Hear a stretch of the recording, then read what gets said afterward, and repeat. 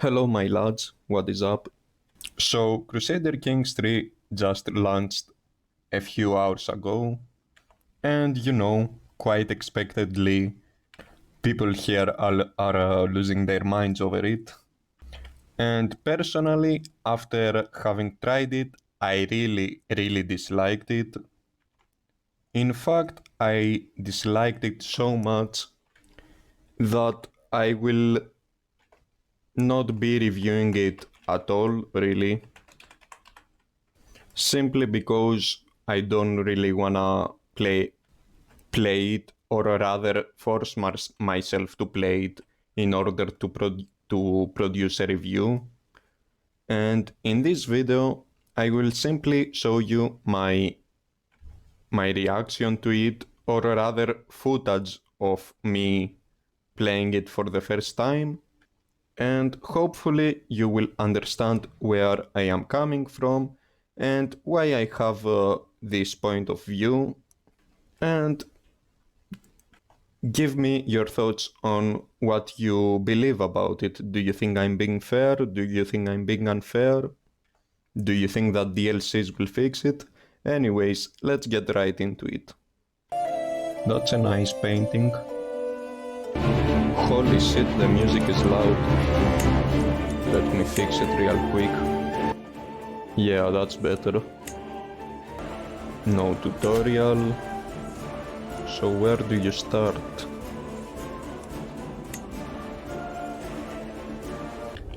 Oh, okay. So you cannot choose a custom starting date. That sucks. Because it prevents people from accessing some interesting starts, and it pretty much significantly increases the game's content. I don't know why they would remove it. Anyways. So I will be starting with the Roman Empire. And the Roman Empire starts feudal for whatever reason. I suppose they wanted to sell some DLC out of it, so it's paradox. It says at war. It doesn't say who you start at war with, it just says at war. Those traits are a little bit weird. I mean, in terms of the user interface, I feel as if it's a little bit more difficult to extract information. I'm not sure, maybe it's just because it's new. Also, the map has 3 transitions, that's interesting. First you got this paper look, I don't really like it that much. Then you have the political view, and then the geography map. As for the game rules, no, I won't bother. I will just pick the default ones for the first game. That feels so awkward, to be honest. It feels so different. How do you even start? Where is my council? Oh, it's here. Those little subtle, slow animations honestly just feel creepy to me. Do other people find this shit immersive? I just find them creepy and annoying. I suppose that if animations can be properly modded, I suppose that Coomer modders should be able to have quite some fun with them.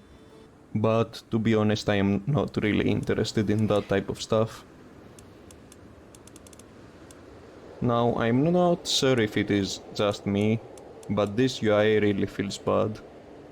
I am not sure if it is because I am used to Crusader Kings 2 or because it is legitimately bad. What's this? Oh. Tutorials. So, these are the lifestyles. Since my character already has some stewardship, I will go for it. I am not really sure how I feel about those RPG skill trees. Personally, I believe that conceptually it is a very bad choice for a game like this. As a concept, I think that it's bad, but who knows? Maybe it's for the best like this. Oh. So here you got your issues. The game helps you out like that apparently. So this guy is angry at me because he is not on the council, which is funny because there is no fucking position for him. Every other position is also occupied by powerful vassals, so I don't know what the fuck he wants from me.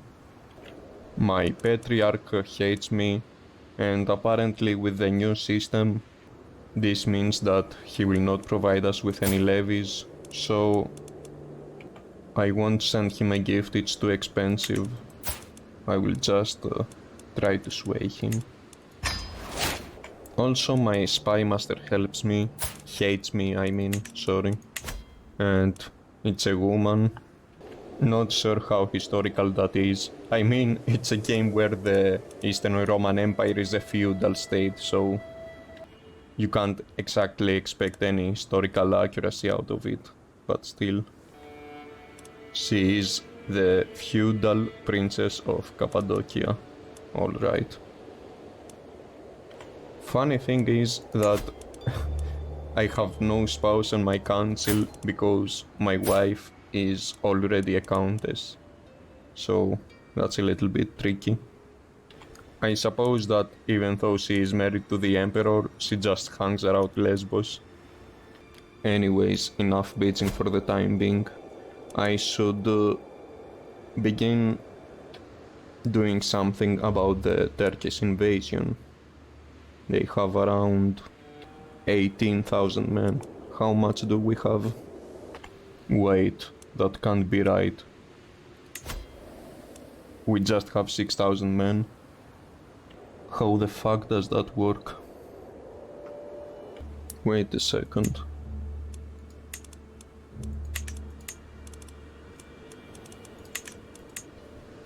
Wait. The Romans no longer get a discount on the Varangian Guard? What the fuck?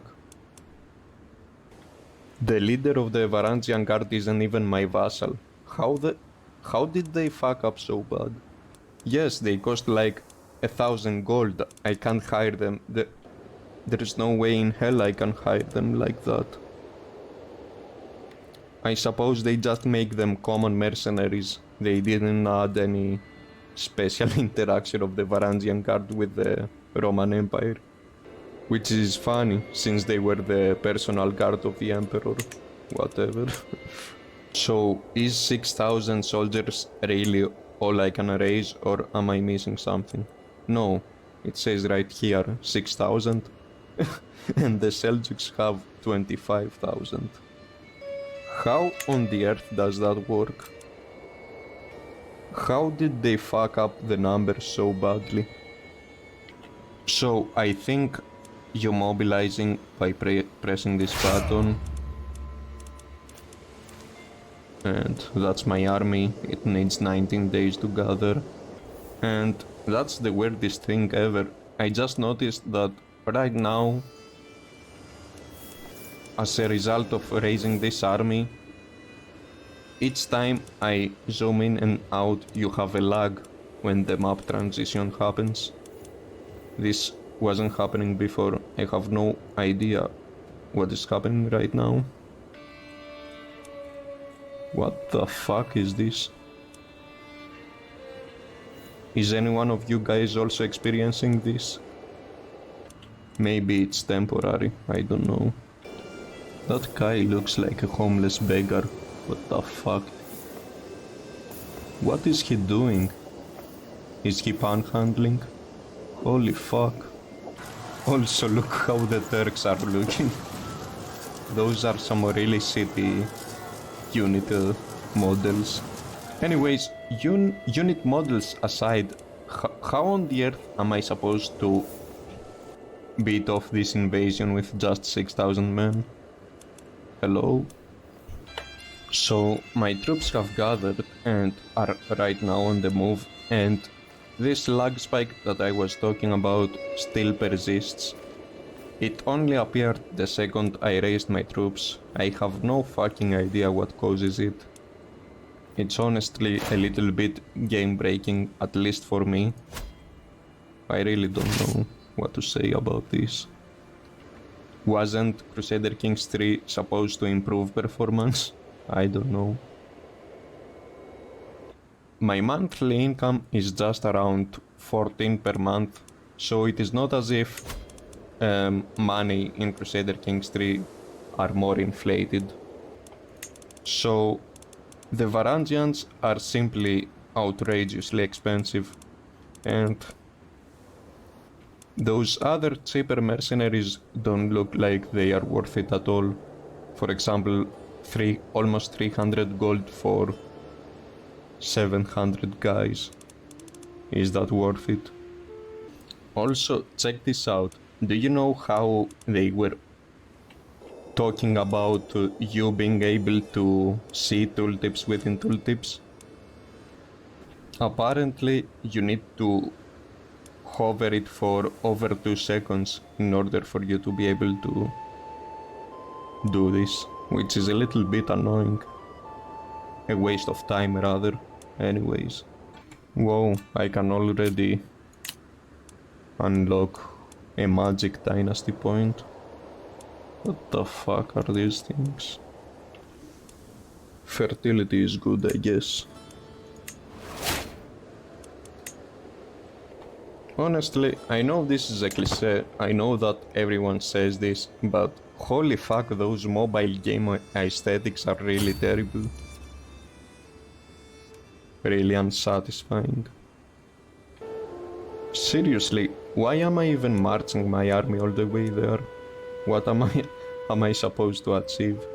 There's no way in hell I can beat them, right? I suppose that this is Paradox trying to railroad the historical result of the Greeks losing, but that's really a terrible way of causing this to happen. Funny thing is, historically the Greeks outnumbered the Turks around 2-1, maybe more, and they still lost. But right here I am outnumbered like 4-1. This lag still persists and it's really annoying.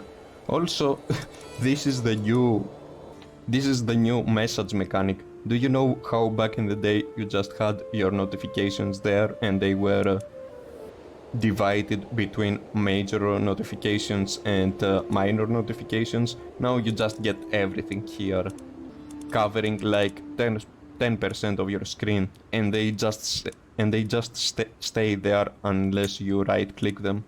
Pretty epic, right?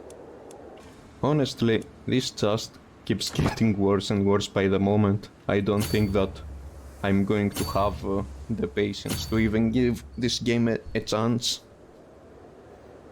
I really don't know. Ah yes, I forgot, you only have one commander. Who do I pick?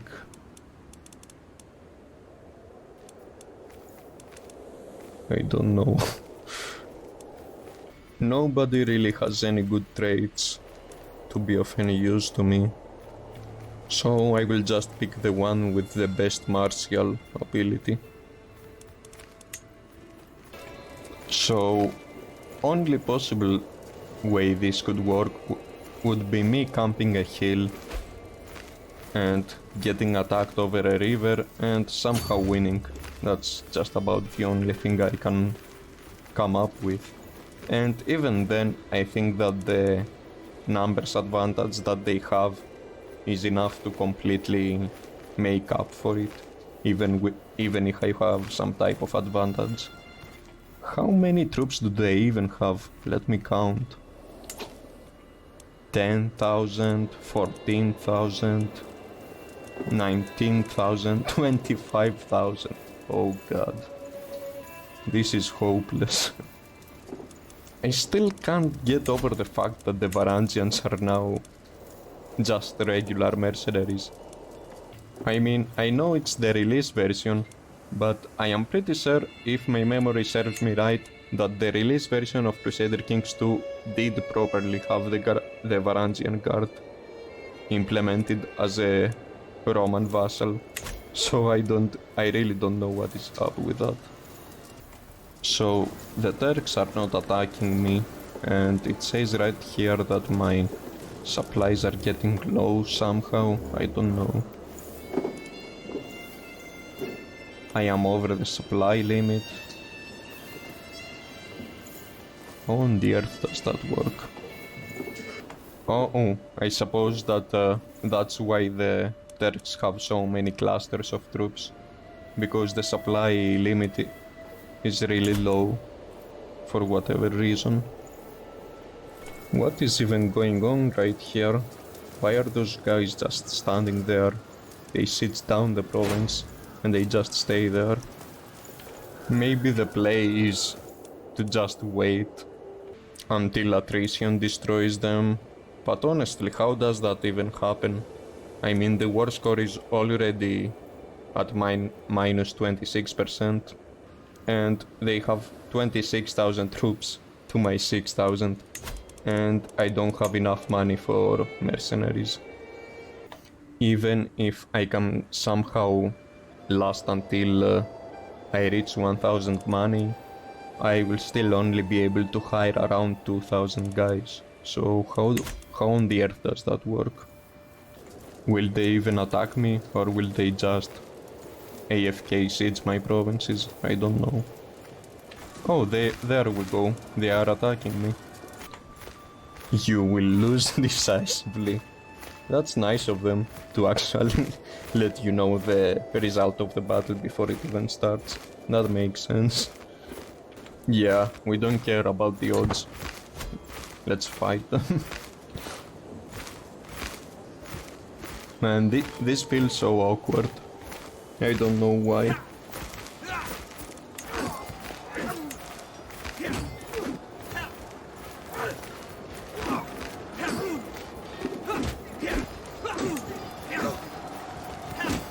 Who would have guessed?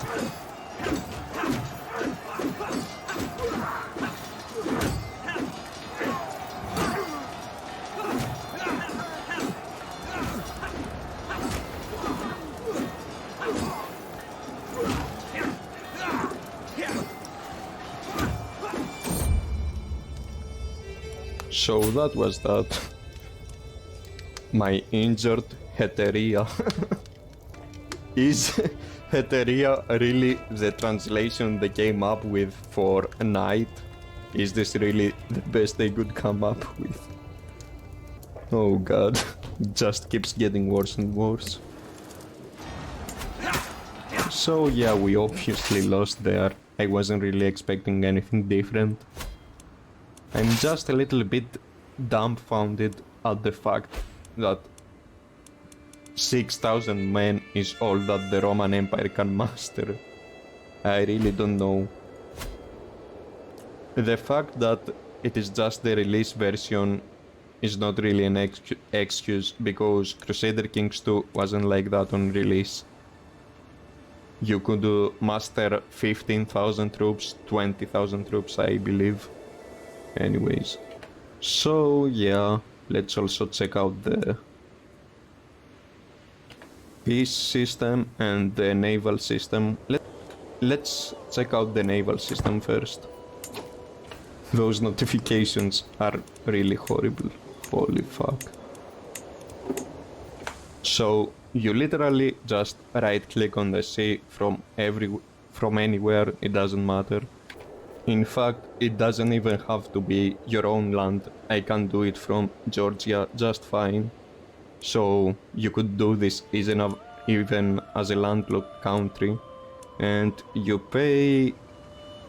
I believe you pay 1 gold for each 100 men. So with around 5,000 men in my army, I pay 50 gold. And I believe that's it. That's just a flat cost. I don't think you pay any upkeep.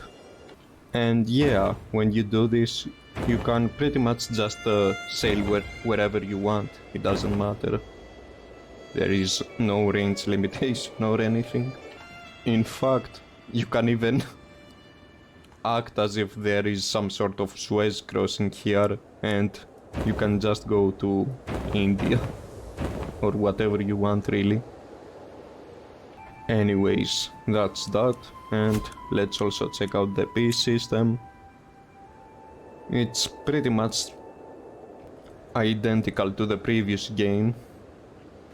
Only improvement, I guess, is that you get a visual indication of what lands will be conquered, I suppose. So yeah, that's that. So, why is this territory right here signing like that? Is there any reason?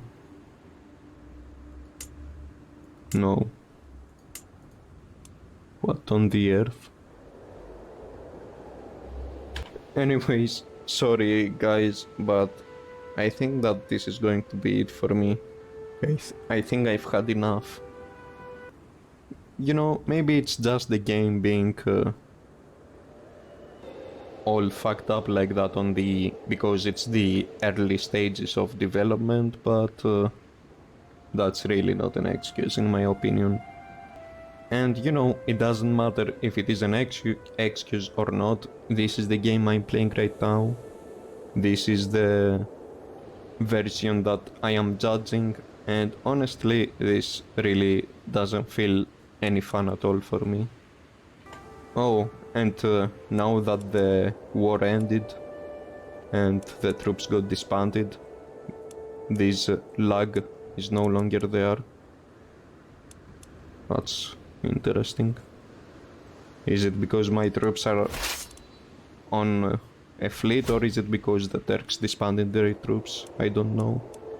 Anyways, that should be the end of it. So, anyways, lads, that was more or less my experience of it. I really disliked it. I don't know if it was just me and others are going to like it. Honestly, I don't really believe that I'm being very critical. I just think that they really fucked up with the game. And it's not really about those few mistakes, which I'm sure that they will inevitably be fixed. It's also about the city UI that it just really doesn't cut it for me. It's also that the game doesn't exactly offer anything new, because honestly, why would I ever play Crusader Kings 3 in its current shape when I could just play Crusader Kings 2? Honestly, there is no reason. So yeah, you will probably not see anything else about Crusader Kings 3 from me unless they somehow manage to do some great improvements on this shit. This is probably going to be my first and last Crusader Kings 3 video on this channel. Anyways, lads, that's going to be it for this video. I am sorry if I disappointed some of you, especially you people that perhaps you were hyped for Crusader Kings 3. I was also hyped for Crusader Kings 3, but evidently I got disappointed, and that's really nothing new with Paradox. I've been disappointed with this company for years. Just years and years of city releases that I do not even touch, city DLC policy that I do not approve of, meme DLCs that add nothing to the game but bloat, and yeah, if you have something to add to what I said, you are welcome to give me your feedback, whether you agree with me or not. Anyways, thank you for spending time of your day to listen to me bitching about some video game, and I hope that you will be having a wonderful